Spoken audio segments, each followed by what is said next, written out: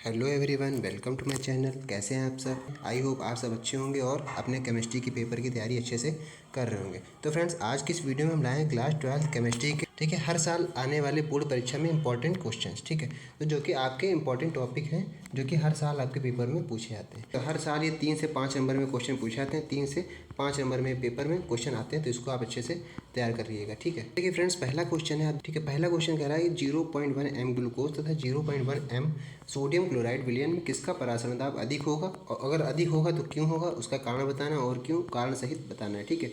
अधिक होगा किसका ये बताना है, फिर क्यों होगा अधिक ये भी आपको बताना है, ठीक है। इसका आंसर आप लिखेंगे, इसमें 0.1 एम सोडियम क्लोराइड का जलीय विलयन अधिक परासरण दाब प्रदर्शित करेगा।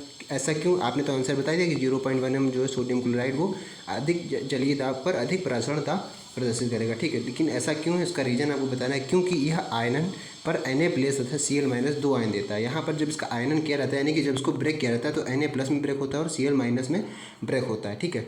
जबकि ग्लूकोज का आयनन नहीं हो सकता है, ब्रेक नहीं किया जा सकता है, ठीक है। इतना आपको लिख देना है। फिर आगे देखिए, परासरण दाब अणुसंख्य के गुणधर्म का उदाहरण है। उसके आगे लिखना है आपको, अणुसंख्य के गुणधर्म आयनों की संख्या पर निर्भर करते हैं। अणुसंख्य जो होते हैं वो किसके आयनों, परासरण दाब अणुसंख्य के गुणधर्म का उदाहरण होता है, लेकिन अणुसंख्य जो गुणधर्म होते हैं वो आयनों की संख्या पर निर्भर करते हैं, ठीक है। आगे आपको लिख देना है, अणुसंख्य गुणधर्म प्रोपोर्शनल होते हैं, मतलब डायरेक्टली प्रोपोर्शनल होते हैं अणुओं की संख्या के, ठीक है। जो अणुओं की संख्या हमारी बढ़ेगी तो अणुसंख्य गुणधर्म भी बढ़ेगा, ठीक है। आगे लिखेंगे, इन गुणों में आयन अणुओं का समान व्यवहार करते हैं, ठीक। इन गुणों में आयन अणुओं को समान व्यवहार करते हैं, ठीक।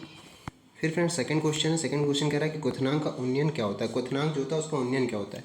तो देखिए, इसमें आप लिखेंगे, जब किसी शुद्ध विलायक में विलय घोला जाता है तब विलयन का वाष्प दाब घट जाता है, ठीक है। जब किसी शुद्ध विलायक जो होता है हमारा, उसमें हम किसी विलय को घोलते हैं तो उसका विलयन का जो वाष्प दाब होता है वो घट जाता है, जिसके कारण उसका क्वथनांक बढ़ जाता है, ठीक है। शुद्ध विलायक तथा विलयन के क्वथनांक के इस अंतर को ही हम लोग क्वथनांक में उन्नयन कहते हैं, ठीक है। क्वथनांक उन्नयन एक अणुसंख्य गुणधर्म है, जैसा क्वथनांक उन्नयन क्या है, अणुसंख्य गुणधर्म है। ये आपका दूसरा क्वेश्चन हो गया, ठीक है। ठीक है फ्रेंड्स, अगला क्वेश्चन है थर्ड, जिंक तथा तांबे में से एक अम्लों से हाइड्रोजन गैस विस्थापित नहीं करता है। ऐसा क्यों? मतलब जिंक या तांबे में से कोई ऐसा है जो अम्लों में से हाइड्रोजन गैस विस्थापित नहीं करता, क्यों?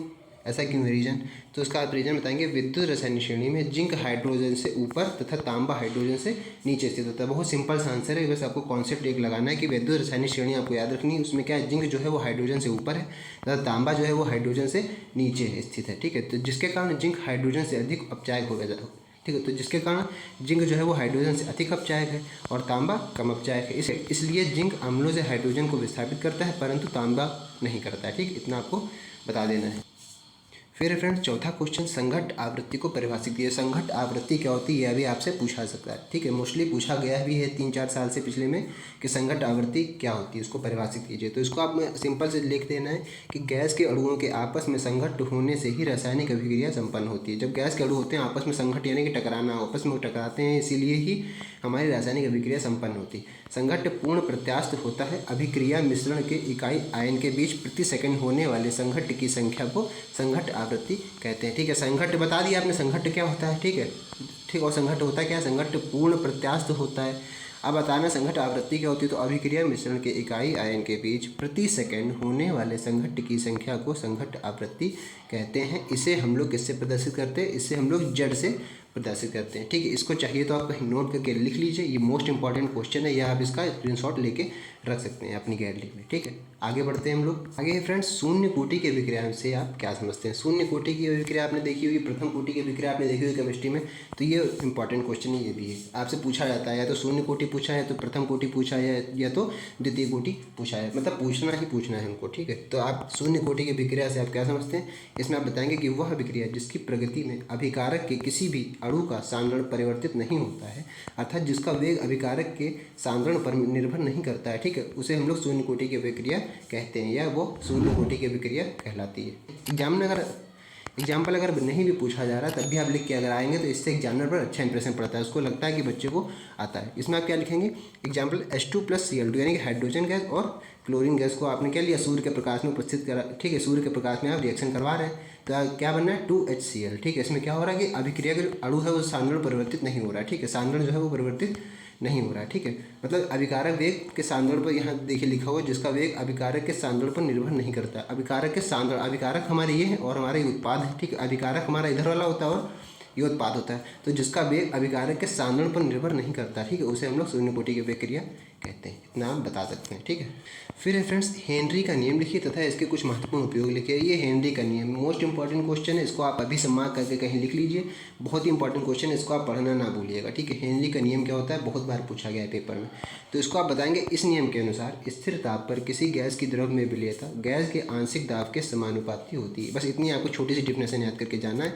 उसके बाद आपको लिख देना आगे, यदि किसी गैस की द्रव में विलेयता S तथा आंशिक दाब P है तो हेनरी के नियम से, यानी कि जो गैस की द्रव में विलेयता है उसको हम लोग S से दिखाते हैं तथा आंशिक दाब यानी कि प्रेशर है, जो P होता है उसको हम लोग प्रेशर होता है उसको हम लोग P से दिखाते हैं, ठीक है। तो यहाँ पर आप लिख सकते हैं S directly proportional to P, ठीक है। मतलब क्या है कि अगर दाब बढ़ेगा तो विलेयता भी बढ़ेगी और दाब ये आंशिक दाब घटेगा तो द्रव में विलेयता भी घटेगी। यही हमारा हेनरी का नियम कहता है, ठीक है। देखिए यही ऊपर लिखा हुआ है, ठीक है। फिर फ्रेंड्स अगला क्वेश्चन है, कारण सहित स्पष्ट कीजिए कि हीलियम उत्कृष्ट गैसों में सबसे ज़्यादा निष्क्रिय है। आपको कारण भी बताना है कि उत्कृष्ट गैसों में हीलियम जो गैस है वो सबसे ज़्यादा निष्क्रिय है, क्यों ऐसा है, ठीक है। तो आपको आंसर लिख देना, 3 लाइन का आंसर है, मोस्टली बहुत छोटा क्वेश्चन है और ये 3 नंबर में तो आपके पूछा जाएगा। तो आपको 3 नंबर के फोकट के मिल जाएंगे अगर आपको केवल ये चीज़ पता होगी। क्या पता है, देखिए हीलियम उत्कृष्ट गैसों में सबसे ज़्यादा निष्क्रिय होती है, ठीक है, तो है, लेकिन क्यों?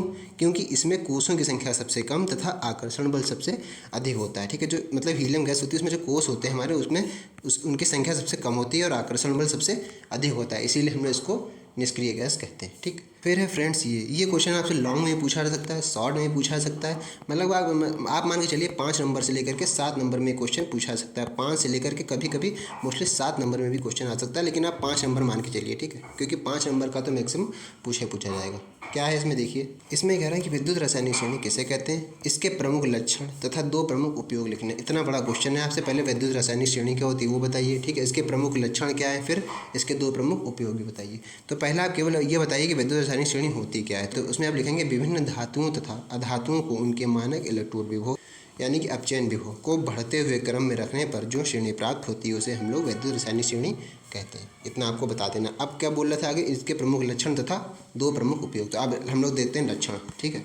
लक्षण देखते हैं विद्युत रासायनिक श्रेणी के लक्षण। लक्षण क्या है, पहला देखिए लक्षण क्या है, श्रेणी में ऊपर से नीचे की ओर जाने पर तत्वों की अपचयन क्षमता घटती है, जबकि नीचे से ऊपर जाने पर अपचयन क्षमता बढ़ती है। ये इसका प्रमुख लक्षण है। दूसरा, हाइड्रोजन से ऊपर के सभी तत्व अम्लों से अभिक्रिया करके हाइड्रोजन गैस मुक्त करते हैं, जबकि हाइड्रोजन से नीचे वाले तत्व अम्लों से अभिक्रिया करके हाइड्रोजन गैस मुक्त नहीं करते हैं, ठीक है। हाइड्रोजन से जितने ऊपर वाले सब हमारे तत्व हैं वो हमारे अम्लों से अभिक्रिया करके हाइड्रोजन गैस को फ्री कर देते हैं, मुक्त कर देते हैं, लेकिन हाइड्रोजन से जो नीचे वाले हैं वो सब हाइड्रोजन को फ्री नहीं करते हैं, ठीक है। इतना आपको याद रखना है।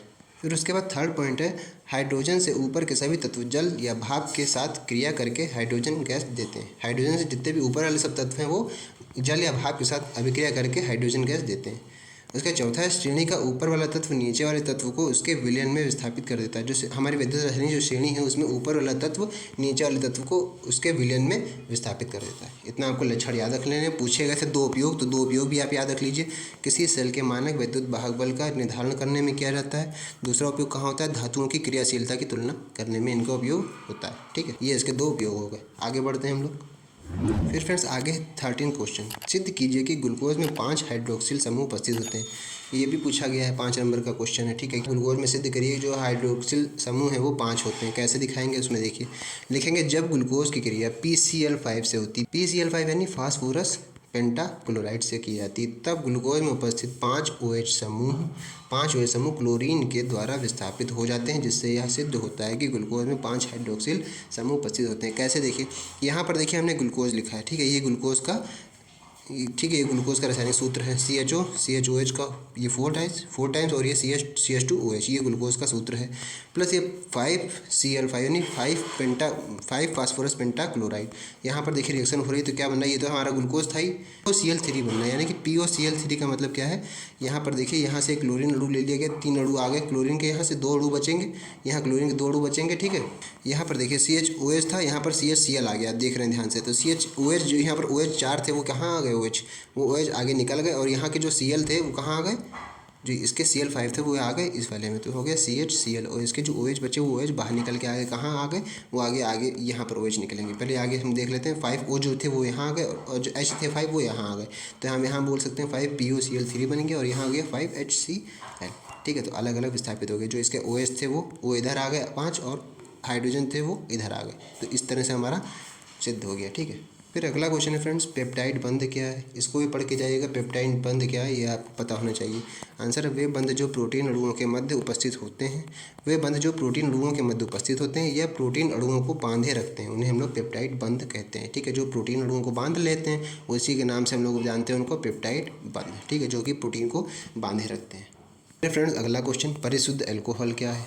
परिशुद्ध अल्कोहल क्या होता है। तो देखिए इसका आंसर 2 लाइन का है, मैक्सिमम आपसे अति लघु में ही पूछा जाएगा, ठीक है। तो इसको आप याद रखिएगा, वह अल्कोहल जिसमें 80 से 95% 80 से 95% एथिल अल्कोहल उपस्थित होता है उसे हम लोग परिशुद्ध अल्कोहल कहते हैं, ठीक है। अगला क्वेश्चन है फ्रेंड्स, पावर अल्कोहल क्या है। सत्य अल्कोहल यानी पावर यानी कि पावर, तो यानी ट्रूली अल्कोहल के नाम से भी जानते हैं हम लोग इनको। तो क्या है, पेट्रोल तथा एथिल अल्कोहल के मिश्रण को पावर अल्कोहल कहते हैं, ठीक है। जो पेट्रोल और एथिल हमारा जो मिलके बनाते हैं मिश्रण, उसको हम लोग, ठीक है, उसको हम लोग पावर अल्कोहल कहते हैं। पावर अल्कोहल में 80% पेट्रोल तथा 20% एथिल अल्कोहल उपस्थित होता है, ठीक है। इस ऊपर वाले में क्या था, परिशुद्ध वाले में क्या होता है, 80 से 95% एथिल अल्कोहल होता है। और पावर अल्कोहल में क्या होता है कि 80% पेट्रोल होता है और 20% एथिल अल्कोहल का मिश्रण होता है दोनों का, ठीक है। तो इसीलिए हम लोग पावर अल्कोहल के नाम से जानते हैं इनको, ठीक है। फिर फ्रेंड्स अगला क्वेश्चन, परासरण दाब क्या है। परासरण दाब क्या होता है, इसमें आपको आंसर बताना है कि वह न्यूनतम दाब जो परासरण की क्रिया को रोकने के लिए आवश्यक होता है परासरण दाब कहलाता है। इसे P से प्रदर्शित करते हैं।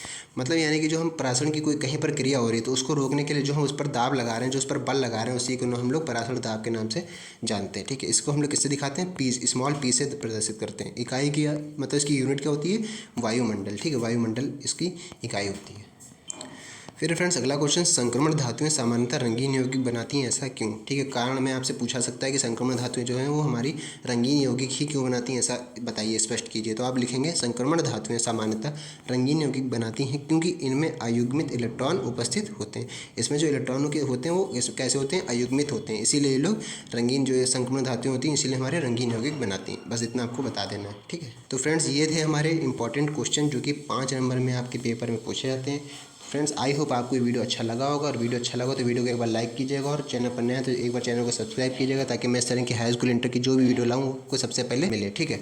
तो फ्रेंड्स बस आज की वीडियो में इतना ही, मिलते हैं नेक्स्ट वीडियो में, तब तक के लिए जय हिंद।